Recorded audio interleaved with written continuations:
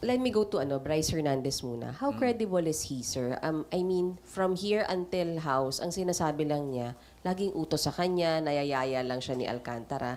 From my vantage point, hindi siya credible. That's my opinion based on what I know about him. No? Kung siya niyayaya lamang, paano siya nakapag chips to cash to chips na bilyon? Saan ang galing yun?